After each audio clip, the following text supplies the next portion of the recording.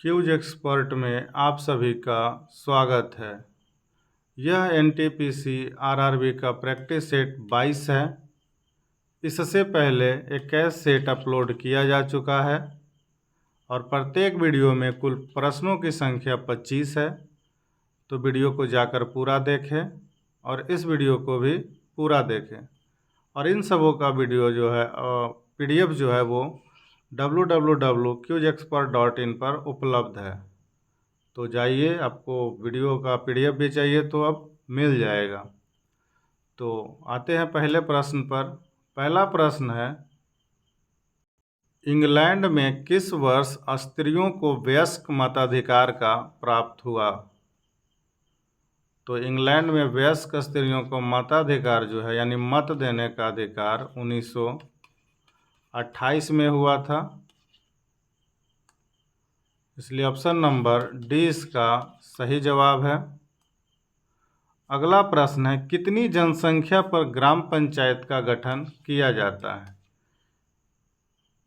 तो ग्राम पंचायत के गठन के लिए लगभग 7000 लोगों का होना अति आवश्यक है। इसलिए ऑप्शन नंबर सी इसका सही जवाब है।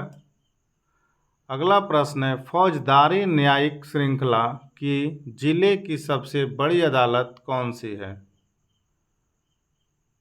तो इसका सही जवाब है सेशन कोर्ट,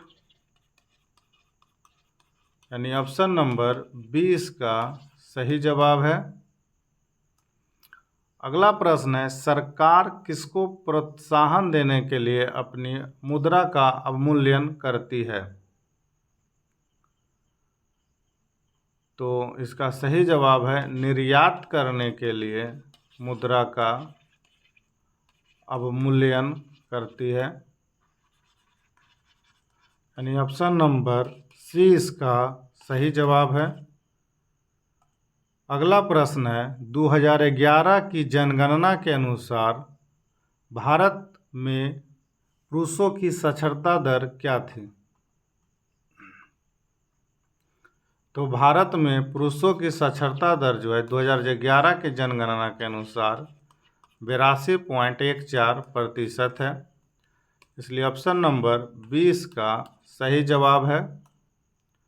अगला प्रश्न है, निम्नलिखित में से कौन सा पादप समूहों में परागण होता है? तो यह है आवर्तबीजी में,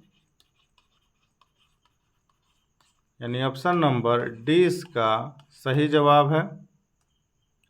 अगला प्रश्न है, 7वें वेतन आयोग के अध्यक्ष के रूप में किसकी नियुक्ति किया गया था? तो 7वें वेतन आयोग के लिए अशोक कुमार माथुर को अध्यक्ष के पद पर नियुक्त किया गया था। इसलिए ऑप्शन नंबर सी इसका सही जवाब है। अगला प्रश्न है, कोयला और पेट्रोलियम के दहन का परिमाण ऑक्साइड के रूप में होता है। तो कोयला और पेट्रोलियम के दहन के रूप में नाइट्रोजन और सल्फर ऑक्साइड के रूप में होता है। इसलिए ऑप्शन नंबर ए इसका सही जवाब है। अगला प्रश्न है, निम्नलिखित में से कौन एक विषक परमाणु अणु है? तो इसका सही जवाब है P4, यानी फास्फोरस,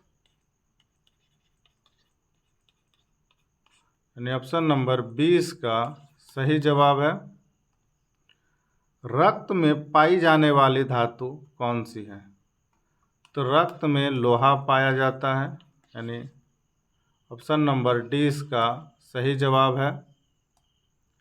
चिकन पॉक्स निम्नलिखित में से किससे होती है? तो चिकन पॉक्स जो है वो विषाणु से होती है, यानी ऑप्शन नंबर सी इसका सही जवाब है। अगला प्रश्न है, तापमान घटाने के साथ साथ किसी धातु का प्रतिरोध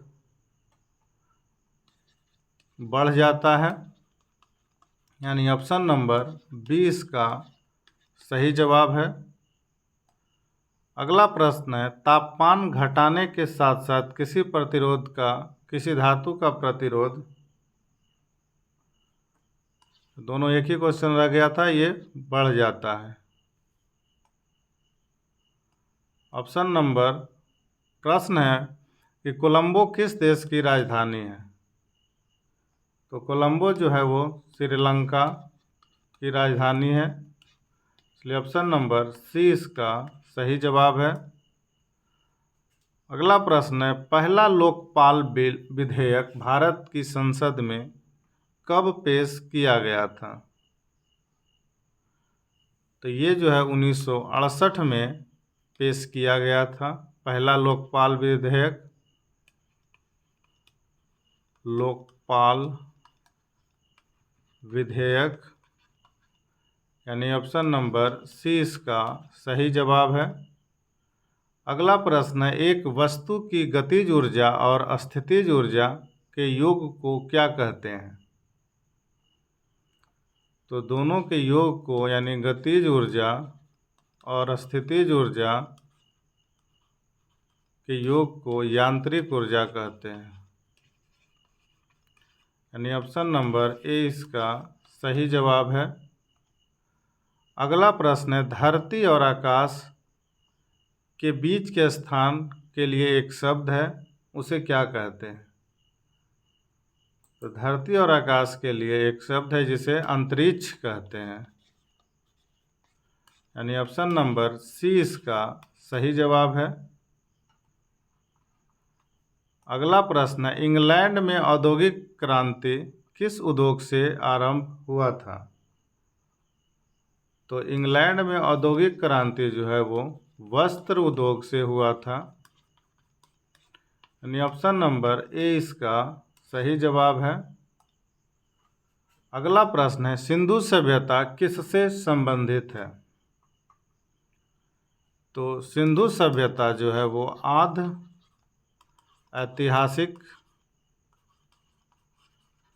से संबंधित है, इसलिए ऑप्शन नंबर 20 का सही जवाब है। अगला प्रश्न है, सत्यमेव जयते शब्द कहाँ से लिया गया है? तो सत्यमेव जयते जो है मुंडकोपनिषद से लिया गया है, इसलिए ऑप्शन नंबर डी इसका सही जवाब है। अगला प्रश्न है, इलाहाबाद स्तंभ अभिलेख किस एक से संबंध है?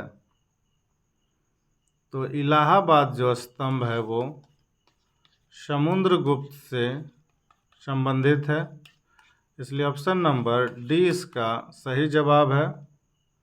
अगला प्रश्न है, मंगल पांडे कहाँ के विप्लव से जुड़े हैं? तो मंगल पांडे जो थे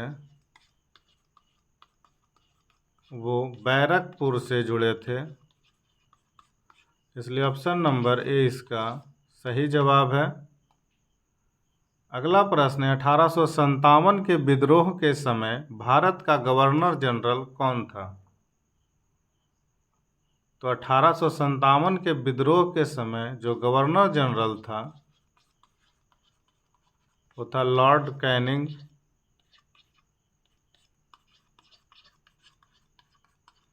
यानी ऑप्शन नंबर सी इसका सही जवाब है।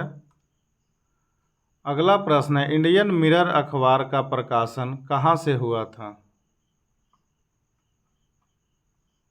तो इंडियन मिरर अखबार का जो प्रकाशन है ये कलकत्ता से हुआ था, इसलिए ऑप्शन नंबर 20 का सही जवाब है। अगला प्रश्न है, बहुजन समाज के संस्थापक कौन थे? तो बहुजन समाज के संस्थापक जो है यह है मुकुंद राव पाटिल, यानी ऑप्शन नंबर 20 का सही जवाब है।